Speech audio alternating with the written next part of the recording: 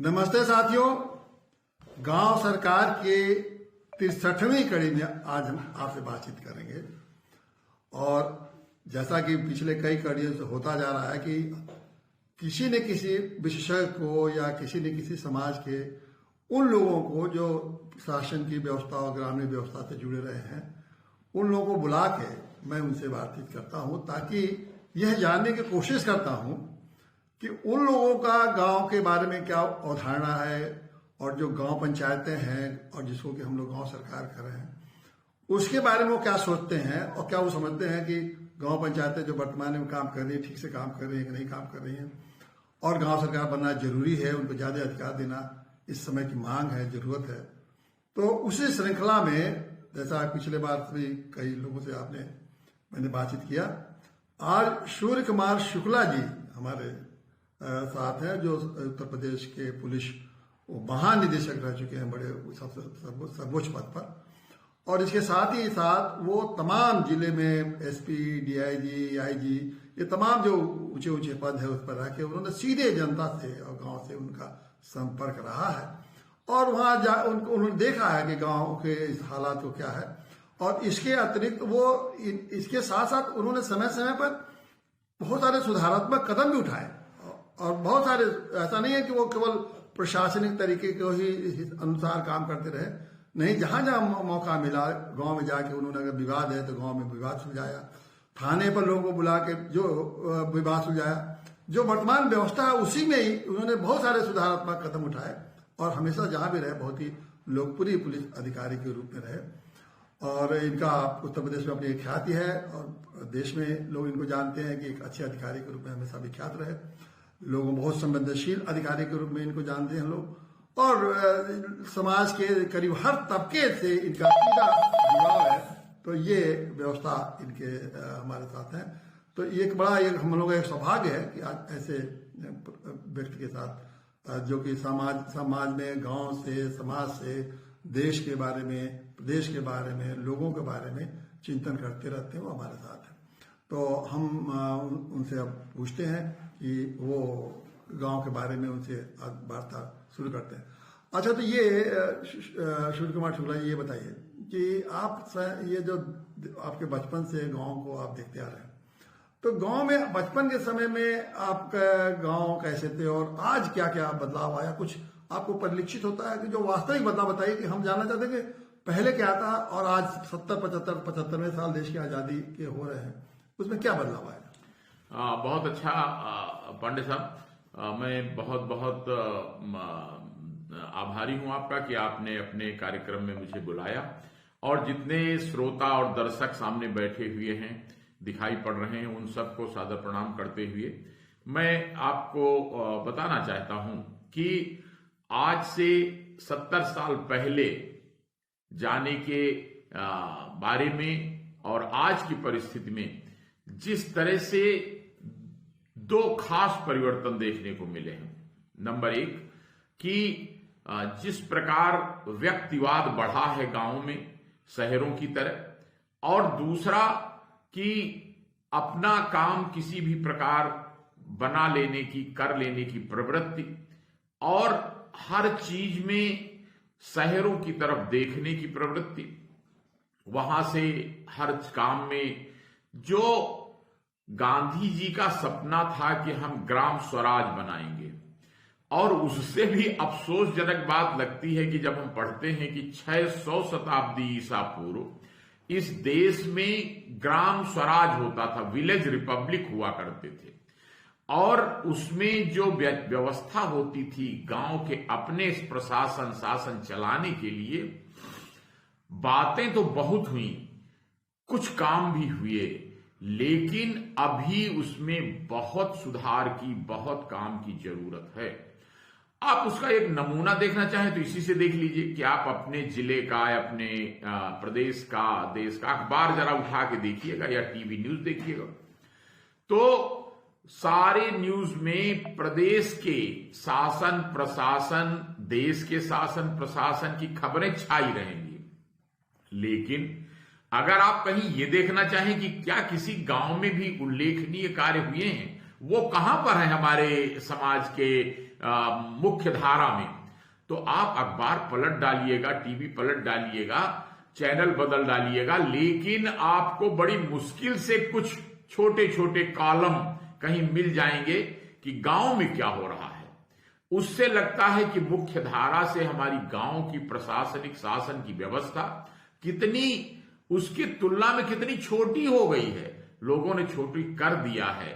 और कहने को तो बहुत बातें होती थी, और मैं तो इसे असभ्यता ही कहूंगा कि जो 600 साल पहले इस देश में होता था और जो आत्मनिर्भरता गांव को आनी चाहिए थी, अभी उस दिशा में बातें बहुत हुई, दिखावे के काम भी बहुत हुए, लेकिन उनमें वास्तविकता, जहां अधिकार देने की बात, जहां उनको कोई हक देने की बात आई, वो धीरे से व्यवस्था को डाइवर्ट कर दिया गया।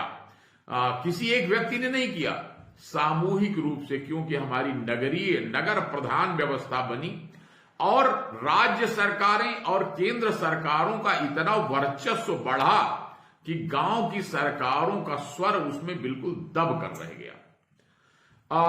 मैं आपसे निवेदन करूंगा कि ये बहुत अच्छा काम आपने शुरू किया है कि ग्राम स्वराज को हम लोग कैसे स्थापित करें। बहुत बहुत मैं आपको इसके लिए बधाई देता हूं। धन्यवाद। देखिए, एक बात तो संविधान में भी ये व्यवस्था जब कर दी गई, एक ये अनुभव किया जा रहा था कि गांव को पंचायती व्यवस्था की, जो आपने कहा कि रिपब्लिक का अवधारणा थी, और जो संविधान बन रहा था तो उसमें बहुत बहस भी हुआ कि गांव को जो रिपब्लिक का जो स्तर था, मिला हुआ आदिकाल से हमारा भारतीय संस्कृति के भाग था, भारतीय संस्कृति और समाज का भाग था, तो उसको हम लोगों को लाना चाहिए। तो उस समय संविधान में एक केवल नहीं लाया तो नहीं गया, उसमें directive principle of state policy में नीति निर्देशक सिद्धांत, उसमें धारा 40 में ये डाल दिया गया कि ये ग्राम पंचायतों को के बारे में आने वाले समय में सरकार उनकी व्यवस्था करेगी, ये तो डाल दिया।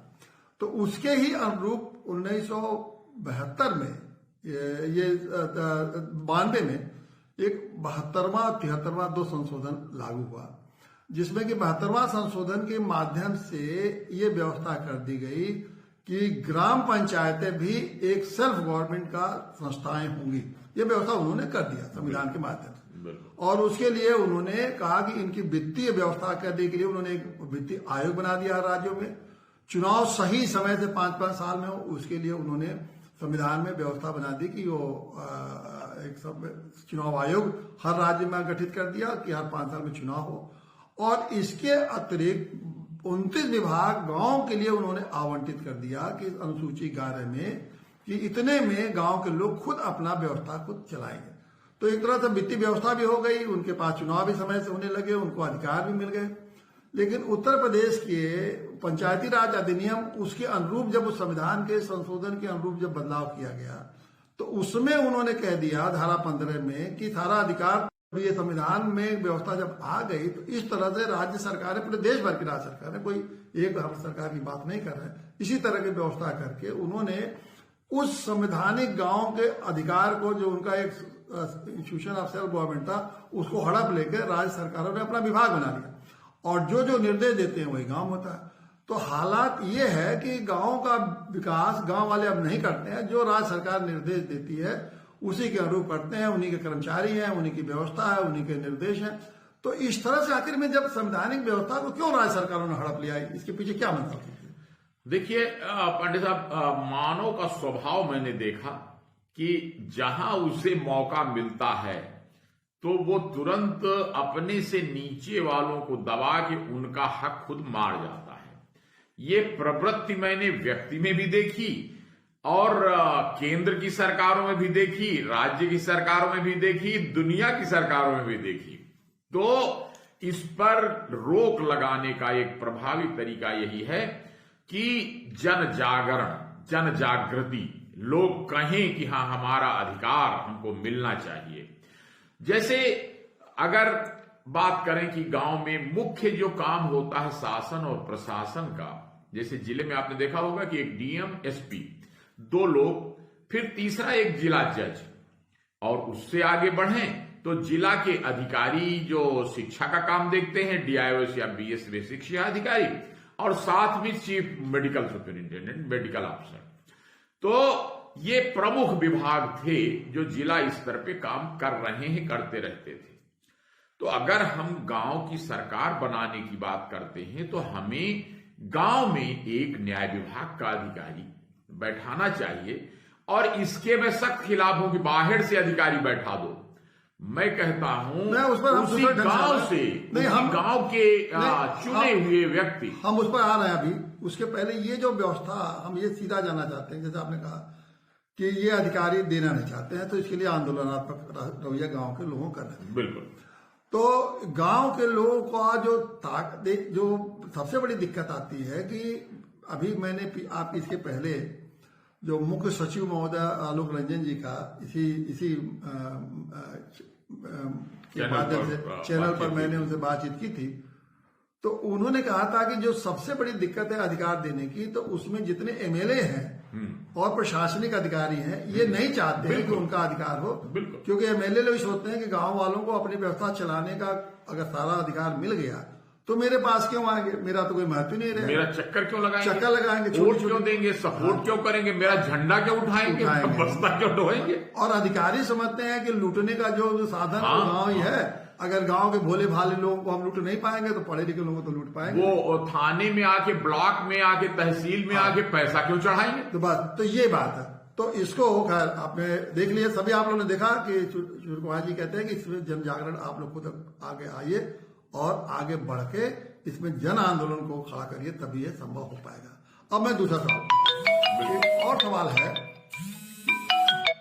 ये है कि देखिए, जो जब सेल्फ गवर्नमेंट का आपने अवधारणा रखी है कि स्वतः वो self government, institution of self government, अपनी सरकार होगी गांव की, तो अपनी सरकार में आपने ये 29 विभाग में वो तो दे दिया आपने कि विकास के सारे कृषि से लेके और जितने स्वास्थ्य और ये व्यवस्थाएं 29 विभाग हैं, इस पर चर्चा भी बार हो चुकी है।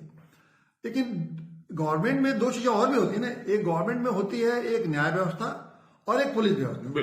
तो न्याय व्यवस्था और पुलिस व्यवस्था ये नहीं दी गई। तो ये जो संविधान में 29 विभाग है, इसमें न्याय व्यवस्था और पुलिस व्यवस्था नहीं दी गई। अब उत्तर प्रदेश में जो पंचायती राज अधिनियम बना था 1947 में, उसमें न्याय व्यवस्था के रूप में एक व्यवस्था दी गई थी कि न्याय पंचायत, जिसको कि उसको उन्होंने न्याय पंचायत खत्म, अब नहीं होला। आखिरी न्याय पंचायत 72 में 5 साल के लिए बनी थी, उसके बाद न्याय पंचायत की व्यवस्था खत्म हो गई, भंग हो गई। उसके बाद इन्होंने ग्राम न्यायालय बनाया। तो अब आप इसके बारे में, जो न्यायालय की व्यवस्था तो ग्राम न्यायालय वो, लेकिन वो भी गांव के लिए बना है, लेकिन गांव का न्यायालय नहीं है, गांव द्वारा नहीं संचालित होता है। तो गांव को अपना न्याय व्यवस्था चलाने की व्यवस्था जो थी न्याय पंचायत के माध्यम से थोड़ा बहुत जैसे भी चलती थी, वो खत्म हो गई। गांव का अपना न्याय व्यवस्था नहीं है। और दूसरी बात है कि इनकी सुरक्षा व्यवस्था गांव की सुरक्षा के लिए, खासकर वो संदर्भ में बोलेंगे कि जैसे आजकल मान लीजिए गांव में तमाम गायों का समस्या आई, अगर गांव की अपनी सुरक्षा व्यवस्था रहती तो गांव में जो गायें परेशान की, सबको अपना बाड़ा लगाना पड़ा, तार खींचना, पशुओं से नुकसान होता है, चोरी होता है, छोटे छोटे मेड़ के झगड़े होते हैं, कहीं किसी नाली खोद ली, इसके झगड़ा होते हैं। तो उनके पास न न्याय व्यवस्था है और न पुलिस व्यवस्था। इसके बारे में आप विस्तार से बताइए। इसका मुख्य कारण कहां से है? जैसे जड़ होती है, तो अंग्रेजों के जमाने में वो चाहते थे कि सारा अधिकार लंदन से, अंग्रेजों के राज से संचालित हो और हर चीज कंट्रोल में रहे, ताकि भारत के लोग कोई गड़बड़ न कर दें उनके राज के खिलाफ में, अलग आजादी न मांगने लगे। तो सारे कानून ऐसे बनाए थे जो उनके केंद्र से कंट्रोल होते रहे। अफसोस ये हुआ कि वो व्यवस्था, आजादी तो आई देश की, लेकिन जो गोरे साहबों के बजाय भूरे साहब लोग जगह जगह स्थापित हो गए और एकाएक परिवर्तन करना शायद संभव ही नहीं था। तो उसके कारण जो नौकरी करने के लिए कलेक्टर और एसपी और एसडीएम और सीओ और जुडिशियल मजिस्ट्रेट और सारे वो कमीशन बन गए, वहां से भर्ती होकर के आने लगे। अब उसमें सबसे कठिनाई क्या है कि ये तो कहीं देखा ही नहीं गया कि वो क्या उनमें उतनी सेवा भावना, गांव के कल्याण भावना उन लोगों में है। वो खाली अंग्रेज साहबों की जगह भारतीय साहब लोग तो बैठ गए। लेकिन गांव के लोगों के प्रति जो आस्था का भाव, सेवा का भाव उनमें होना चाहिए था, उसका परीक्षण हुआ नहीं। उन्होंने कहा मैथमेटिक्स, फिजिक्स और हिस्ट्री, ज्योग्राफी में जब इस तरह के विषयों में जो अच्छे नंबर पा जाए परीक्षा में, वो साहब बना दिया जाएगा। अब वो साहब बड़ा तेज है, बड़ा चालाक है, बड़ा चतुर है, बुद्धिमान है, तो उसने क्या किया कि अपने कैरियर को अच्छा बनाने के लिए उसने और ज्यादा अपने मजबूती को स्थापित करने के लिए सारे प्रयोग उसने शुरू किया, आदेश करना शुरू किया कि मेरे अधिकार के विरुद्ध, मेरे आदेश के बिना कोई काम नीचे नहीं होगा, ये मेरे दफ्तर से सहमति लेकर काम होगा। तो उसका परिणाम, दुष्परिणाम क्या हुआ कि हर चीज केंद्रित होने लगी। जो लखनऊ के अधिकारी थे, राज्य सरकार के अधिकारी थे, वो अपने में केंद्रित करने लगे। मंत्री जी को उन्होंने समझाया कि इससे बहुत फायदा होगा, और सारे अधिकार अपने निदेशालय में केंद्रित करने लगे, अपने सचिवालय में केंद्रित करने लगे। अब उसका परिणाम हुआ कि धीरे धीरे गांव की स्थिति, जब बहुत चर्चा हुई इस पर कि लोकतंत्र की असली भावना है कि नागरिक को मजबूत करो, गांव को मजबूत करो, मोहल्ले को मजबूत करो, तो पैसा को भेज दिया गया कि एक एक बजट जाने लगा। अब बजट की सार्थकता तब होगी, असली अधिकार उनको मिले कि जो पुलिस की व्यवस्था है, थाना खुला हुआ है, वो थाने पर कुछ कंट्रोल उनका हो। अरे भाई, तुम एक पुलिस चौकी ही खोल देते गांव के अंडर में, और गांव प्रधान और ग्राम पंचायत समिति उस पुलिस चौकी को कंट्रोल करती कि गांव की कोई दिक्कत होगी सुरक्षा की, तो एक पुलिस चौकी गांव में रहेगी और वो गांव के अंडर में रहेगी। नंबर 2, एक ग्राम अदालत, न्याय पंचायतों को तो आपने भंग कर दिया। माननीय सुप्रीम कोर्ट ने कह दिया कि अरे वो ठीक से न्याय नहीं करते, उनको ज्ञान नहीं होता, वो तो पक्षपात हो जाता है। भाई, मैं कहता हूं कि एकदम से व्यवस्था को खत्म कर देने से लाभ क्या हुआ कि वो गड़बड़ करते थे तो बिल्कुल ही खत्म हो गया, अब तो कोई करते ही नहीं गांव में। तो उसका परिणाम कि हर आदमी, गांव का छोटा सा भी झगड़ा हो तो भाग के जिला मुख्यालय में पहुंच के वो थाने में रिपोर्ट लिखावे या अदालत में सीधी दरखास्त दे और वकील ढूंढे या मुकदमा लड़े। कितनी विडंबना है पांडे जी कि अभी कल एक वकील साहब से बात हो रही थी कि यहां तक कि माननीय उच्च न्यायालय में कि वो कोरोना की वजह से क्लाइंट नहीं आ सकते, वकील के माध्यम से अपनी बात कहिए। मतलब सोचिए कि कोई आदमी के पास पैसे ज्यादा ना हो तो अपनी सीधी बात तो कही नहीं सकता। इस तरह का अधिकार, यही है केंद्रीकरण, यही है अपने अपने अधिकार को मजबूत करने की टेंडेंसी। तो जरूरत इस बात की है कि लोगों को, गांव के लोगों को जागृत किया जाए कि वो गांव में अदालत खुले, गांव में न्यायालय, गांव पंचायत का अपना अदालत हो। जिस तरह से आदमी के लिए भोजन, वस्त्र, मकान, पढ़ाई, दवाई जरूरी है, उसी तरह एक स्वस्थ लोकतंत्र के लिए जरूरी है कि गांव में अपनी पुलिस हो, अपना न्यायालय हो, और उसमें कारागार नहीं होता। गांव की न्यायालय में याद करिए, अपनी न्याय व्यवस्था ऐसी होती थी कि बरगद के पेड़ के नीचे बैठकर 5 चुने हुए पंच सरपंच गांव की बड़ी बड़ी समस्याओं में न्याय कर देते थे, निर्णय कर देते थे। और जो ये बदला लेने पर आधारित हमारी व्यवस्था अंग्रेजों ने दी है कि कत्ल हुआ तो एक परिवार ने कत्ल किया वो बर्बाद, और जिसके घर का कत्ल हुआ वो बर्बाद, पूरे 2 घर बर्बाद। किसी को चिंता नहीं कि उन घरों का क्या होगा, उनके परिवार का क्या होगा। इसके बजाय हमारी न्याय पंचायतें जो बरगद के नीचे बैठकर फैसला करती थी, वो दंडात्मक नहीं, वो सुधारात्मक और क्षतिपूर्ति पर आधारित न्याय देती थी कि फलाने ने कल गलती कर दी है, अब इनकी क्षतिपूर्ति कैसे करा दी जाए कि दोनों परिवार फिर से व्यवस्थित हों। ये इस तरह की न्याय व्यवस्था। नहीं, आपने तो बहुत सारे, जब आप डीआईजी थे, आईजी थे, तो आपने थानों में बुला के ऐसे बहुत सारे समझौते कराए थे। कुछ उदाहरण आप बताइए। बिल्कुल बिल्कुल, ताकि लोग समझें कि गांव के लोग ऐसा कर सकते हैं। मैंने सैकड़ों में नहीं, हजारों में नहीं, लाखों में मामले हल कराए। और क्या कराया कि भारतीय भावना, और चूंकि मुझे लगाव था लोगों से कि नहीं गांव मजबूत हो, लोग खुश हो, तो मैंने कहा कि आर्बिट्रेशन एक्ट ढूंढा एक मैंने कि वो बना हुआ है कि लोगों में सुलह समझौता कराने का कानून, कि कोई भी व्यक्ति जिनमें 2 में झगड़ा हो रहा हो तो पुलिस केवल प्रेरित करने का काम करेगी। धारा 151 सीआरपीसी में 149 सीआरपीसी में ये प्राविधान है कि पुलिस प्रयास करेगी कि झगड़ा न बढ़े। उस प्रयास के अंतर्गत दोनों झगड़ाने वालों को बुलाकर सुलह समझौता के लिए प्रेरित करेगी। और प्रेरित, दबाव नहीं डालेगी, प्रेरित करेगी और लिखित सुलह समझौता करवाने में मदद करेगी गांव के ही पंचायत चुने हुए लोगों के माध्यम से, और वो सुलह कर लेंगे कि आगे अब हम मिलजुल के रहेंगे ताकि झगड़ा न बढ़े। ये प्रयोग बहुत सफल रहा। मैंने कम से कम यूपी के 25 जिलों में तो जहां जहां तैनाती रही, वहां कहीं एसपी, कहीं डीआईजी, कहीं आईजी के रूप में, तो बल्कि इससे ज्यादा ही जिले होंगे, वहां पर एक एक जिले में 20-20 हजार, 50-50 हजार लोगों को हर थाने में हर शनिचर को, हर इतवार को बुला के कि भाई इनमें सुलह करवाओ, कोशिश करो लड़ाई न बढ़े, कोशिश करो मुकदमेबाजी न बढ़े। यहां तक हुआ कि कुछ जगहों पर तो उसका विरोध कर दिया उन लोगों ने जिसको फायदा होता था झगड़े से। उन विरोध करने लगे कि अरे अगर ऐसा पुलिस करने लगेगी तो हमको पैसे कैसे मिलेंगे, जो झगड़ा होने पर पैसा मिलता है। ऐसे ऐसे लोग जो दलाल होते हैं, बीच में लड़ाई कराते हैं गांव में, इसी बात का पैसा लेते हैं, कुछ चलो अदालत मुकदमा करा दें, चलो थाने में दलाली करा दें, तो वो लोग बड़े दुखी हो गए। उन्होंने इसकी दरखास्त देनी शुरू की, मुझे हाईकोर्ट में पेश होना पड़ा सफाई देने के लिए कि नहीं, मैं कोई गलत काम नहीं, मैं सुलह समझौता ही करने को प्रेरित कर रहा हूं। तो ये देखिए, एक इतना बड़ा हमारा जो आपको सफलता इसलिए मिली कि ये भारतीय संस्कृति की, ये जो सभ्यता का एक बड़ा भारी अंग था कि हम विवाद को दुश्मनी के रूप में नहीं मानते थे, विवाद को विवाद के रूप में मानते थे, और चार आदमी अगर मिलकर समझा देते थे तो दोनों लोग मान जाते थे। तो ये जो भारतीय सभ्यता और संस्कृति, क्या इन लोगों को समझ में नहीं आई कि जब अंग्रेज चले गए, देश अब आजाद हुआ, तो क्या ये बात समझ में नहीं आई पढ़े लिखे लोगों को, जो हमारा संविधान के निर्माता थे, जो बड़े बड़े पदों बैठे हैं, कि भारतीय संविधान का इतनी अनमोल व्यवस्था, जो हमारी अनमोल व्यवस्था, मैं इसलिए कहूंगा कि गांव के बड़ी से बड़ी समस्याएं सुलझ जाती थी।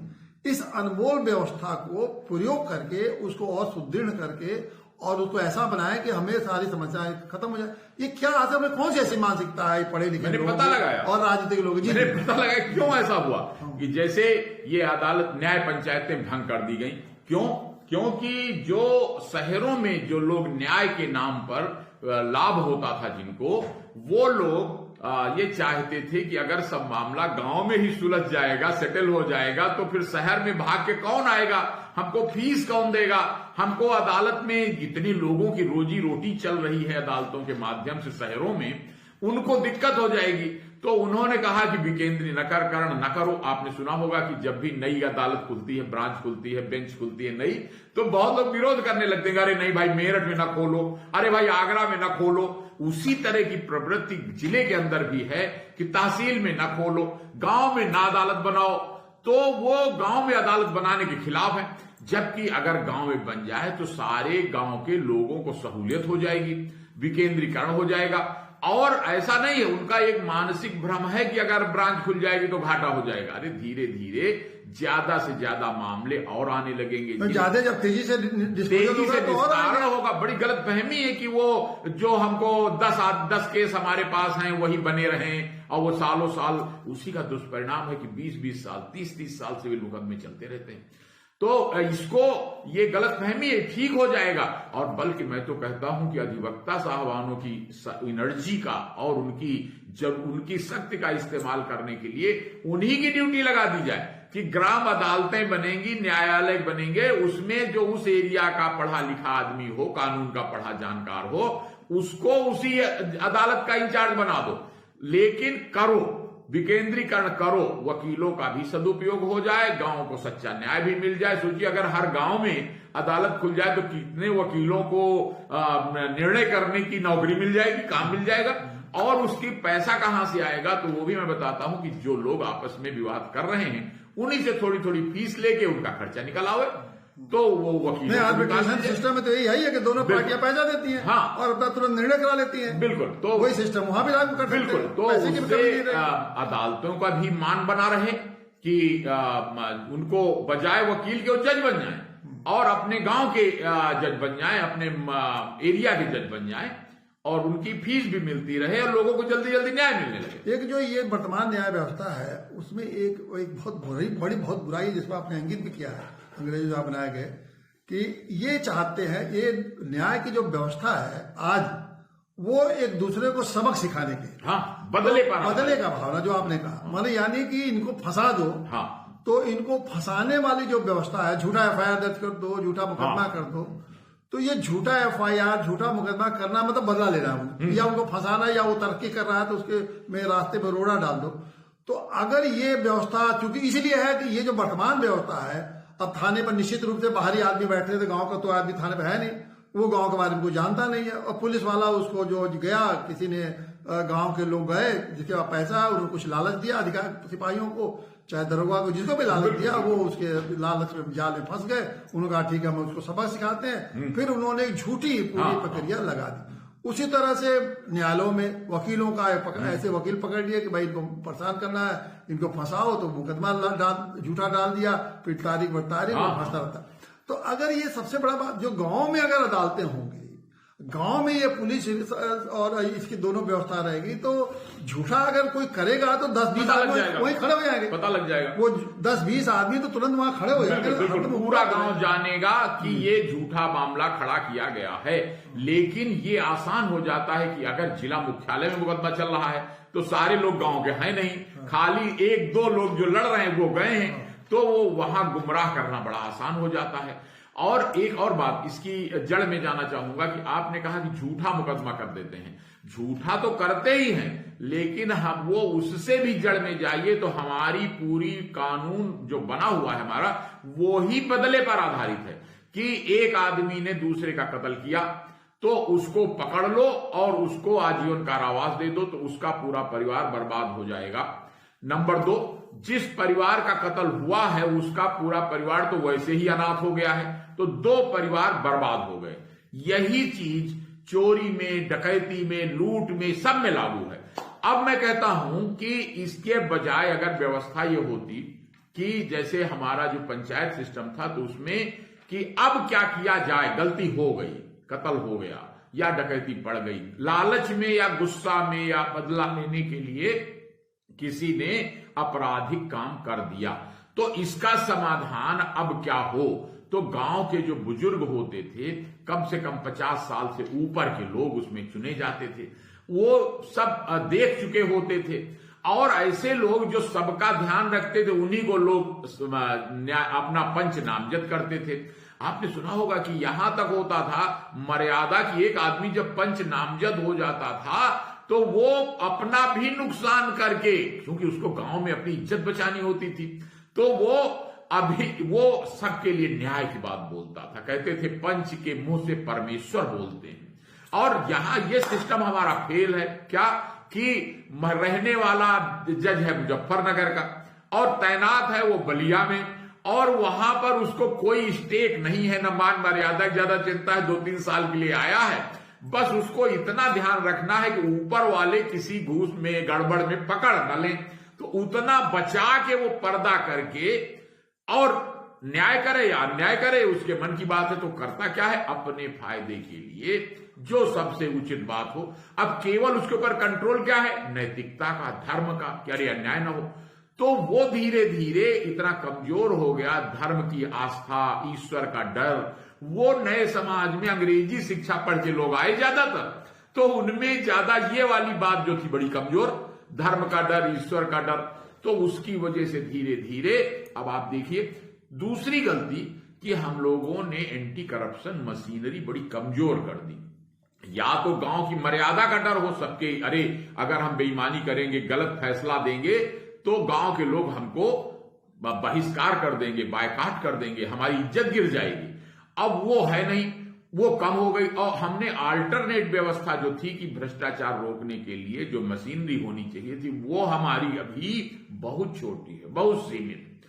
केवल मंडल मुख्यालय तक वो तैनात है, अभी वो जिला स्तर पे नहीं है। एंटी करप्शन के ऑफिस, विजिलेंस के ऑफिस अभी जिलों में नहीं खुले। तो सोचिए कितना ये दिक्कत की बात हुई कि पुराना सिस्टम हमने बर्बाद कर दिया, न्याय पंचायतें भंग कर दी और नई व्यवस्था हम लगा नहीं पाए। ग्रामीण न्यायालय जो खोले गए वो तहसीलों में बैठ गए, और तहसील में बैठ के तो फर्क क्या पड़ा, खाली जैसे जिला मुख्यालय में अदालत होती थी उसके बजाय तहसील मुख्यालय में हो गई, थोड़ा सा 10-20 किलोमीटर कम हो गई दूरी। लेकिन जरूरत ये थी कि हर गांव में न्यायालय खुले, और वो तभी हो पाएगा जब बहुत महंगे ना हो। ये नहीं कि पहले बिल्डिंग बनाओ बड़ी सी तब हम आएंगे। अरे भाई जैसे गांव के लोग रह रहे हैं उसी में बहुत करो, तो एक किराए का घर ले लो, एक मजिस्ट्रेट तैनात कर दो, या सचल न्यायालय जैसे आपने कहा सचल न्यायालय बना दो। नहीं, जब गांव के जब लोग होंगे ना, हाँ, देखिए गांव वही सबसे उत्तम। अगर वो उधाना मत जाइए, हाँ, वो सरकार फिर तो सरकारी तंत्र हो जाएगा। सबसे बढ़िया वो है कि गांव के चुने जैसे गांव में मानद मजिस्ट्रेट, मान लीजिए पांच हम लोगों ने गांव के जो अच्छे लोग हैं, हाँ, उन्हीं को चुन लिया। उनको हमने चुन, जैसे आपने कहा वकील हैं, ये हैं जो पढ़े लिखे हैं, चाहे महिलाएं हैं, बुजुर्ग लोग हैं, उनको हमने चुन लिया, 5 को चुन लिया। वो 5 लोग कोई जरूरी नहीं है कि वो सवेरे 10 बजे से लेकर 4 बजे तक न्यायालय में बैठे रहे। जैसे कोई विवाद आया उसी समय वो न्यायालय बैठ गई, न्यायालय बैठ गई और उन्होंने फैसला कर दिया, पक्ष विपक्ष को बुलाया, फैसला कर दिया। और एक कोई जो पंचायत भवन है या किसी घर पे, क्योंकि गांव में इसकी कोई बात नहीं है कि हमें एक पहले आखिर में हम लोग तो बचपन में स्कूल पढ़ाई हमारी पेड़ों के नीचे हुई है, तो हम लोग को पेड़ और बगीचा हमारे यहाँ मान्य है। दुर्भाग्य तो यही रहा कि मांग हो गई कि जो ग्रामीण न्यायालय बनेगी सबसे पहले बिल्डिंग बनेगी, उसकी 2 करोड़ की बिल्डिंग बनाओ। वो सरकारी व्यवस्था हो गई ना, वो तो फिर वो ढूंढो मजिस्ट्रेट 1 लाख रुपया महीने लेने वाला। हाँ, वो तो सरकारी महंगी व्यवस्था हो गई कि वो खुली नहीं पाई। मुझे सुप्रीम कोर्ट जज, हाई कोर्ट जज, जिला जज, वो उस श्रृंखला में जब आप न्याय व्यवस्था को गांव में लगाए तो गांव पंचायत नहीं हुई, नहीं चल पाई। और वो व्यवस्था तो फिर ये व्यवस्था जितनी धीमी है वो व्यवस्था भी जाएगी तो पता लगा जैसे आप 4 दिन छुट्टी पे हैं तो जैसे आप बीमार हैं तो जैसे आप गांव में नहीं आएंगे, जैसे डॉक्टरों का क्या है, छोटे अस्पताल खुल गए वहां जाते नहीं, जैसे आप मुंशी बना देंगे तो क्यों जाएगा गांव में रहने के लिए, क्यों व्यवस्था जाएगा। बिल्कुल मैं आपसे सहमत हूं कि पहली शर्त है कि उसी गांव का रहने वाला हो, जो चाहे वो पुलिस हो, चाहे वो जज हो, चाहे मजिस्ट्रेट हो, ये शर्त लगाई जा सकती है कि इतनी उम्र हो कि 50 साल से ऊपर हो, जीवन का अनुभवी व्यक्ति हो, सम्मानित हो, चुना हुआ हो। नंबर 2 कि वो किसी प्रकार का अपने मान मर्यादा में रहने नहीं होगा, जब उसको आप जज और ज्ञान हो, उसको LLB किया हुआ हो, कानून को जो शर्तें लगा दीजिए। देखिए जब आप उनको जिम्मेदारी देंगे, पहले क्या होता है कि कोई आदमी का निर्माण तभी होगा ना जब उसको आप महत्व देंगे, जिम्मेदारी देंगे, तो उसमें ठीक है 10 को दिया, हो सकता है 1-2 गलत हो जाए, उसमें अपील का व्यवस्था कर दीजिए। 5 की जगह पर 10 बना दीजिए। जैसे मान लीजिए 5 का जज बना दिया, अब आपको लगा कि इसका अपील है तो वही 10 का एक कमेटी बना दी, एक अपीलेट कमेटी वही 10 का बना दिए। 5 ने पहले फैसला लिया, 10 के दूसरे में स्टेज और लिए। जब ये व्यवस्था आप डेवलप करेंगे तो उसी तरह चरित्र का निर्माण भी होगा। अच्छा, दूसरी बात है जो सबसे बड़ी ये लोग कहते हैं, जो शहर के लोग हैं, जो साहब लोग बन गए हैं या बाबू लोग हैं, जब अपने को बड़ा अक्लमंद करते हैं, बुद्धिजीवी समझते हैं, वो ये कह उनका आरोप है, अरे गांव वाले तो बड़े बेईमान और भ्रष्ट होते हैं। ये बताइए। नहीं, मैं इससे सहमत नहीं। वो बेईमान बदमाश हो सकते हैं, लेकिन जो ज्यादा पढ़े लिखे वो जितना चालाकी होशियारी से बदमाशी और भ्रष्टाचार करते हैं वो गांव का आदमी नहीं कर पाता। ये 70 साल में इन्हीं लोगों ने तो चलाया देश को, और आज तक भ्रष्टाचार खत्म नहीं। 70 साल में पूरी न्याय व्यवस्था आप देख रहे हैं देश में जो चल रही है, इन्हीं लोगों के द्वारा चलाया गया, पढ़े लिखे द्वारा। और सारी न्याय व्यवस्था किस तरह से भ्रष्ट और कितना किसी लायक नहीं रह गई, इससे न्याय नहीं मिलता तो भाग दौड़ते रही। तो सारा व्यवस्था तो सिस्टम इन्होंने चौपट किया, गांव का जो अधिकार तो वो ले लिया, और कहते हैं उल्टे कि गांव वाले बदमाश हैं। तो ये इस व्यवस्था को देखिए, दिक्कत यह है कि विकास के जो काम है उसको नेता नहीं होने देते हैं, क्योंकि विकास के काम अगर गांव वाले खुद करने लगेंगे तो उसकी रुपया कमीशनबाजी और उनका अधिकार नहीं होगा। न्याय व्यवस्था ये लोग नहीं देने देते हैं, जज साहब लोग जो यहाँ से लेकर सुप्रीम कोर्ट तक जज साहब जो है, ये नहीं न्याय व्यवस्था गांव में नहीं देते। पुलिस व्यवस्था लोग नहीं देने देते। वो कहते हैं एसपी साहब का महत्व क्या बचेगा, डीआईजी साहब का महत्व क्या बचेगा अगर गांव में पुलिस का फैसला हो जाएगा, और चौकी के ऊपर अगर प्रधान जी का नियंत्रण हो जाएगा। और बल्कि मैं इसके भी खिलाफ हूं। कई बार आपने सुना होगा कि प्रधान एक व्यक्ति होता है, वो और दूसरे जो हारे हुए प्रधान हैं उनको नुकसान करता है, परेशान करता है। तो इसके लिए एक व्यक्ति पर आधारित व्यवस्था के बजाय कमेटी पर आधारित व्यवस्था होनी चाहिए, जो पंचायत समिति चुनी गई। यही मैं स्पष्ट करूंगा आपको। देखिए, गांव की जो वर्तमान व्यवस्था है वो बहुत ही बढ़िया व्यवस्था, मैं आपको थोड़ा सा स्पष्ट करूंगा। एक तो पूरा गांव सभा है। गांव सभा मतलब गांव में जितने लोग भी 18 साल की उम्र से ज्यादा वोट देने के अधिकारी है, वो सब ये हो गए बिल्कुल उसी तरह से जैसे कि राज्य सरकार की, केंद्र सरकार की विधानसभा और ये लोकसभा, वो तो हो गई आपकी विधानसभा। उसके बाद भारतीय लोकतंत्र में पहली एक ऐसी इकाई है गांव पंचायत, ग्राम पंचायत, जिसमें कि चुने हुए हर वार्डों से एक एक आदमी चुने जाते हैं। करीब हर गांव में कम से कम 9 वार्ड होते हैं, अधिक से अधिक 15 वार्ड, तो 9 आदमी चुने जाते हैं, मतलब वही मंत्री परिषद है और एक प्रधान है। प्रधान को कोई पावर नहीं है, कोई गलतफहमी है लोगों को पूरे व्यवस्था में कि कोई प्रधान को ज्यादा पावर, कोई पावर ही नहीं उसको जो भी पावर दिया गया वो ग्राम पंचायत को दिया गया है, मंत्रिमंडल को। जैसे कि यहाँ भी जैसे मंत्री हो जाते हैं मुख्यमंत्री के साथ, तो प्रधान के साथ वहां तो चुने हुए मंत्री हैं। अगर देखा जाए यहाँ तो मुख्यमंत्री जी समिति, पंचायत समिति होती है, यहाँ तो मुख्यमंत्री जी अपने मन के मंत्री बनाते हैं, तो जिसको चाहे उसको हटा सकते हैं। वहां तो प्रधान जी किसी भी समिति को नहीं हटा सकते, सारे चुना हुआ मंत्रिमंडल है, तो वो तो सामूहिक निर्णय होना ही चाहिए। तो पहले सारा, लेकिन आप अच्छी तरह जानते हैं कि किस प्रकार से जो प्रधान या मुख्यमंत्री या प्रधानमंत्री इन लोगों ने बाकी जो मंत्रीगण या बाकी जो पंचायत समिति के सदस्य हैं उनके अधिकारों को कैसे अपने में केंद्रित कर लिया है। आप सुनते होंगे, रोज सुनते हैं, रोज देखते हैं कि प्रधान जी से दस्तखत करा लाया आदमी, प्रधान जी ने जमीन अलॉट कर दी, गांव समाज की जमीन प्रधान जी ने अलॉट कर दी घर बनाने के लिए, प्रधान जी का दस्तखत हो गया तो पैसा निकल आया। यानी कि पंचायत समिति को इग्नोर कर दिया गया, जबकि होना ये चाहिए था रोटेशनल सिस्टम अगर भविष्य में लागू हो जाए। मैंने देखा कि यूनिवर्सिटियों में क्या होता था कि एक हेड ऑफ डिपार्टमेंट बहुत ज्यादा उसकी दादागिरी चलती थी, तो एक सिस्टम लाया गया कि 6 अगर प्रोफेसर हैं तो 2-2 महीने के लिए बारी बारी से सभी लोग हेड ऑफ डिपार्टमेंट बनेंगे और बाकी लोग कमेटी में रहेंगे। अरे वो सिस्टम ने गजब कर दिया, बड़ा इंप्रूवमेंट हुआ। यानी कि जो पंचायत समिति के सदस्य हैं, अगर हम अपने सिस्टम में इतना इंप्रूवमेंट और करें कि पंचायत समिति के सभी सदस्य बारी बारी से प्रधान की भूमिका निभाएंगे 3-3 महीने के लिए, तो क्या होगा कि सब कोई एक व्यक्ति की वर्चस्व खत्म हो जाएगा, भ्रष्टाचार की संभावना उसी तुलना में कम हो जाएगी। क्यों कि जितना ज्यादा एक व्यक्ति पावरफुल होता है उतना ही ज्यादा उसके भ्रष्ट होने पर दिक्कतें बढ़ जाती हैं। इसलिए अब व्यक्ति का पावर नहीं बढ़ना चाहिए, एक कमेटी का पावर बढ़ना। तो मतलब आप इससे बिल्कुल सहमत हैं कि न्याय व्यवस्था और पुलिस व्यवस्था भी का अधिकार भी गांव पंचायतों को या गांव सरकार को दे देनी चाहिए, तभी इतनी बड़े व्यापक लोकतंत्र जो जड़ तक जाना है या गांधी का ग्राम स्वराज तभी सार्थक होना है, वो तभी हो पाएगा जब पुलिस पर नियंत्रण गांव के प्रधान का हो। कि अगर उसकी इच्छा नहीं है, जैसे फिलहाल हम लोग इतना जरूर कर सकते हैं कि अगर कोई ग्राम प्रधान ये लिख के दे देते हैं अपनी समिति से प्रस्ताव पेश करके, ये सिपाही, ये हवलदार, ये दरोगा बहुत गड़बड़ कर रहा है, इसको तुरंत यहां से लाइन हाजिर किया जाए, तो कप्तान साहब के मानना बाध्यकारी हो जाए कि इसको लाइन हाजिर करना है क्योंकि प्रस्ताव आया है। इसी तरह अगर कोई अदालत है, गांव की न्याय पंचायतों को तुरंत पुनर्बहाली करने की जरूरत है कि गांव की न्याय व्यवस्था भंग है, पूरी तरह कोई है ही नहीं सुनने वाला,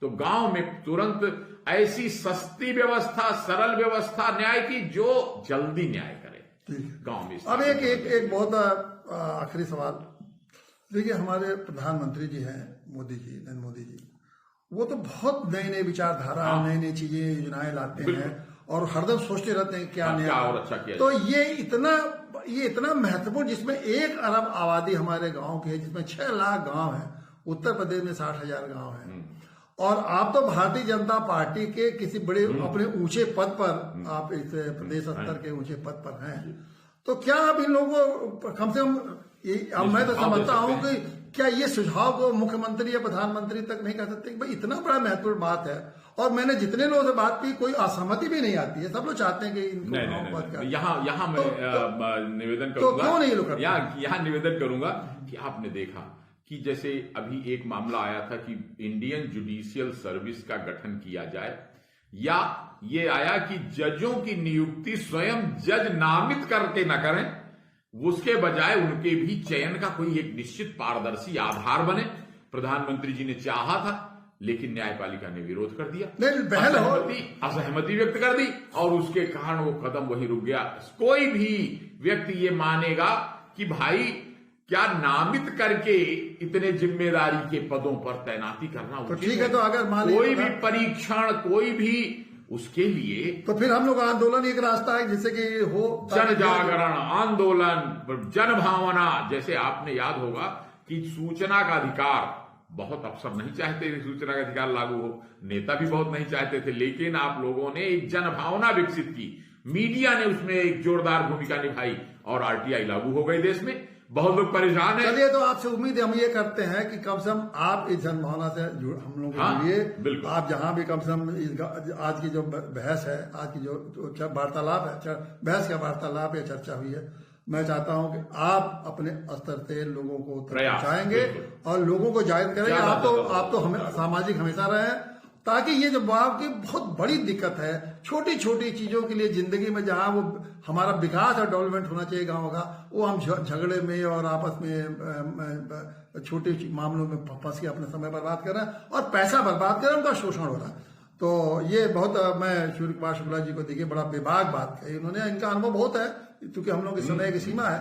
तो फिर इस वार्ता को कभी फिर और अन्य इसी से जुड़े हुए अन्य विषयों पर इनसे बात करेंगे, ताकि इस जन जागरण को, जो आपका भी कहना है कि जन जागरण के माध्यम से हम करें। निश्चित रूप से अगर हम जन जागरण को इसको बढ़ाएंगे तो प्रधानमंत्री मुख्यमंत्री लोग सुनेंगे, उनकी मजबूरी हो जाएगी सुनने की। बहुत बहुत धन्यवाद। बहुत बहुत धन्यवाद।